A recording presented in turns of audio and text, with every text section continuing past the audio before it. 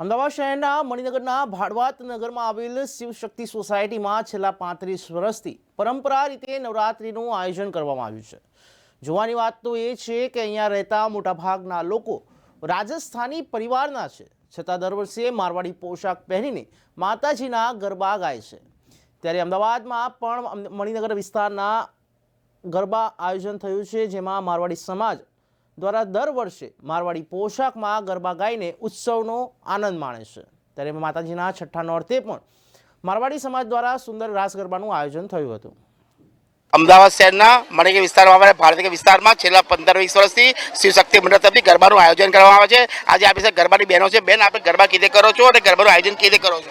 ગરબા અમે લોકો બધા હળી મળીને અને એક થીમ સેટ કરીને પછી કરીએ છીએ અને બહુ જ આનંદ આવે છે અમને।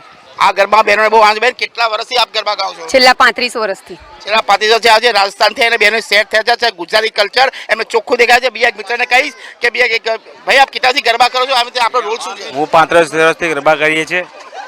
રોલ કશું નથી, બધા મળીને ગરબા કરીએ છીએ અમે અને આ આનંદ ઉત્સાહથી કરીએ છીએ। હવન કરીએ છીએ, આઠમના દિવસે જમણવાર રાખીએ છીએ। આ બધા મળીને કામ કરીએ છીએ। અહીંયા વિસ્તારની બહેનો ફરી મેં ગરબા થીમથી ગરબા કરે છે। હરીશ સાથે વૈશાલીના ન્યૂઝ ફોર ઇન્ડિયા, અમદાવાદ।